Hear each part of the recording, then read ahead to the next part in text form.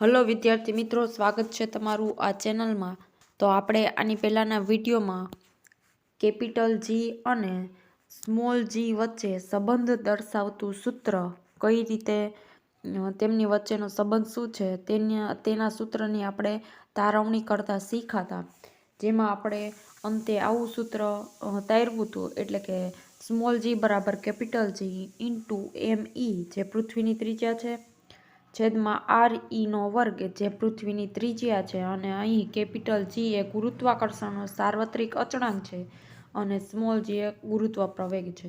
તો આજના આ લેક્ચરમાં આપણે પૃથ્વીની સપાટી પર સ્મોલ જીનું મૂલ્ય શું છે તેની ગણતરી કરતા શીખવાનું છે। વિડીયોને શરૂ કરીએ તે પહેલાં જો તમે આ ચેનલ પર નવા હો તો સબસ્ક્રાઈબ કરજો અને વિડીયો પસંદ આવે તો લાઇક શેર પણ જરૂરથી કરજો। ચાલો વિડીયોને સ્ટાર્ટ કરીએ। તો આજના આ લેક્ચરમાં આપણે પૃથ્વી ઉપર ગુરુત્વ પ્રવેગનું મૂલ્ય કેટલું છે તે આપણે તેની ગણતરી કરવાના છીએ। તો પૃથ્વી પર ગુરુત્વ પ્રવેગનું મૂલ્ય ગણવા માટે પહેલાં તો આપણને ગુરુત્વ પ્રવેગનું સૂત્ર આવડવું જોઈએ, કે જે આપણે છેલ્લા લેક્ચરમાં કઈ રીતે તારવણી કરી શકાય તે શીખ્યા હતા, જેમાં આપણે સૂત્ર મેળવ્યું હતું સ્મોલ જી બરાબર કેપિટલ જી ઇન્ટુ પૃથ્વીની ત્રિજ્યા પૃથ્વીનું દળ અપોન પૃથ્વીની ત્રિજ્યા। હવે આ જે સૂત્ર છે એમાં કેપિટલ જી શું છે તો કે ગુરુત્વાકર્ષણનો સાર્વત્રિક અચળાંક, જેનું મૂલ્ય દરેક જગ્યાએ દુનિયાના કોઈ પણ છેડે દરેક જગ્યાએ કોઈ પણ સમયે અચળ લેવામાં આવે છે, એટલા માટે તેને સાર્વત્રિક અચળાંક તરીકે ઓળખવામાં આવે છે। આનું મૂલ્ય છે હેનરી કેવન્ડિશ નામના વૈજ્ઞાનિકે આપેલું છે। કેટલું છે તો કે 6.67 × 10⁻11 ન્યૂટન મીટર સ્ક્વેર કિલોગ્રામની -2 ત્યાર પછી અહીંયા એમ ઈની જગ્યાએ આપણે લેવાનું છે પૃથ્વીનું દળ। કેટલું છે તો કે 5.976 × 10⁻24 કિલોગ્રામ, અને પછી અહીંયા આર ઈ એટલે આપણે પૃથ્વીની ત્રિજ્યા લેવાની છે। કેટલી છે તો કે 6.378 × 10⁻6 મીટર।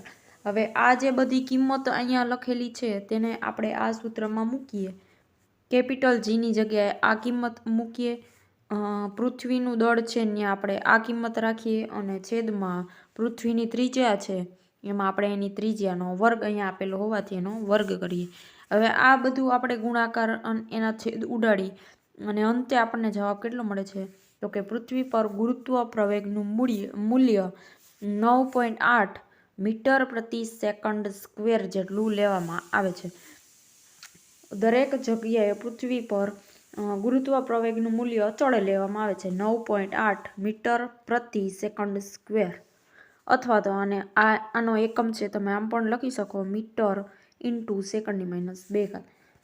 પૃથ્વીની ત્રિજ્યા છે દરેક જગ્યાએ એક સમાન નથી, એટલા માટે પૃથ્વી પર દરેક જગ્યાએ ગુરુત્વ પ્રવેગનું મૂલ્ય છે એમાં થોડોક ફેરફાર જોવા મળે છે, પરંતુ પૃથ્વી પર દરેક જગ્યાએ ગુરુત્વ પ્રવેગનું મૂલ્ય છે અચળ લેવામાં આવે છે।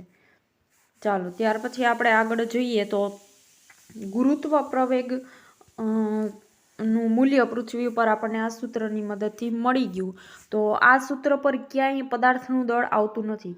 અહીં કેપિટલ જી એ સાર્વત્રિક અચળાંક છે, એમ ઈ એ પૃથ્વીનું દળ છે, અને અહીં આર ઈ એ પૃથ્વીની ત્રિજ્યા છે, પણ પદાર્થનું દળ સ્મોલ એમ કોઈ પણ જગ્યાએ આવતું નથી, એટલા માટે સ્મોલ જી એટલે કે ગુરુત્વ પ્રવેગ કેના પર આધાર રાખે છે તો કે પૃથ્વીના દળ અને તેની ત્રિજ્યા પર આધાર રાખે છે, પરંતુ તે પદાર્થના દળ પર આધાર રાખતું નથી। આથી કોઈ પણ પદાર્થ હોય, જે નાનો હોય કે મોટો હોય, પછી પોલો હોય કે નક્કર હોય, હલકો હોય કે ભારે હોય, બધા જ પદાર્થો જ્યારે મુક્ત પતન કરે છે, એટલે કે અમુક ઊંચાઈએથી કોઈ પણ પ્રકારના બાહ્ય બળ આપ્યા વગર તમે એને છોડો છો, એટલે કે મુક્ત પતન કરે છે, ત્યારે તેના વેગમાં દરેક પદાર્થના પ્રવેગમાં એક સરખો વધારો થાય છે। એટલે કેના જેટલો તો કે પૃથ્વીના ગુરુત્વ પ્રવેગ જેટલો વધારો થાય છે। મુક્ત પતન કરતો પદાર્થ છે એનો ગુરુત્વ પ્રવેગ 9.8 મીટર પ્રતિ સેકન્ડ સ્ક્વેર જેટલા અચળ પ્રવેગ સાથે તે નીચે તરફ ગતિ કરે છે। એકમ સમયમાં એટલે એક સરખા સમયગાળામાં તેના પ્રવેગમાં થતો વધારો એક સરખો હશે, અને કેટલો હશે તો કે 9.8 મીટર પ્રતિ સેકન્ડ સ્ક્વેર જેટલો હશે. હવે આ તો વાત થઈ પૃથ્વીની, પણ આપણે કોઈ પણ ગ્રહ માટે ગુરુત્વ પ્રવેગનું મૂલ્ય શોધવું હોય તો આ જ સૂત્રની મદદથી આપણે શોધી શકીએ છીએ. પૃથ્વી પણ ગુરુત્વ પ્રવેગનું મૂલ્ય અચળ છે. કેટલું? તો કે 9.8 મીટર પ્રતિ સેકન્ડ સ્ક્વેર. પણ દરેક ગ્રહ માટે આટલું નથી. દરેક ગ્રહ માટે અલગ અલગ હોય. જુદા જુદા ગ્રહો માટે ગુરુત્વ પ્રવેગનું મૂલ્ય છે જુદું જુદું હોય છે. પણ પૃથ્વી પર અચળ લેવામાં આવે છે. કેટલું? તો કે 9.8 મીટર પ્રતિ સેકન્ડ સ્ક્વેર. હવે આપણે બીજા ગ્રહ પર કેટલા ગુરુત્વ પ્રવેગનું મૂલ્ય કેટલું છે તે શોધવું હોય તો અહીં કેપિટલ G તો દરેક માટે અચળ છે, કારણ કે સાર્વત્રિક અચળાંક છે. એટલે વિશ્વના કોઈ પણ ખૂણે જાઓ તો એનું મૂલ્ય અચળ જ રહેવાનું છે. એટલે કોઈ પણ ગ્રહ માટે પણ અચળ જ રહેવાનું છે. હવે અહીંયા આપણે લીધું છે પૃથ્વીનું દળ, તો આપણે અહીંયા પૃથ્વીના દળની જગ્યાએ ધારો કે તમે મંગળ ગ્રહ ઉપર ગુરુત્વ પ્રવેગનું મૂલ્ય કેટલું છે તે શોધવા માંગતા હો તો અહીં તમારે લેવાનું મંગળનું દળ. બુધનું શોધવા માંગતા હોય તો અહીં લેવાનું બુધનું દળ. ચંદ્ર વિશે શોધવા માંગતા હોય તો અહીં આપણે લેવાનું ચંદ્રનું દળ. ગુરુ પર ગુરુત્વ પ્રવેગનું મૂલ્ય કેટલું છે એ શોધવા માંગતા હોય તો આપણે અહીં લેવાનું ગુરુનું દળ. તેવી જ રીતે જે ગ્રહ માટે ગુરુત્વ પ્રવેગનું મૂલ્ય તમે શોધતા હોય એની અહીં ત્રિજ્યા લેવાની. મંગળ ગ્રહ માટે શોધતા હો તો તમારે અહીંયા મંગળ ગ્રહની ત્રિજ્યા લેવાની. ચંદ્ર પર ગુરુત્વ પ્રવેગનું મૂલ્ય તમે શોધવા માંગતા હો તો ત્યાં તમારે ચંદ્રની ત્રિજ્યા લેવાની. એટલે જે ગ્રહનું તમે ગુરુત્વ પ્રવેગનું મૂલ્ય શોધવા માંગતા હોય તે કોઈ પણ ગ્રહનું ગુરુત્વ પ્રવેગનું મૂલ્ય આ સૂત્રની મદદથી આપણે શોધી શકીએ છીએ. ત્યાર પછી આપણે આગળ વધીએ તો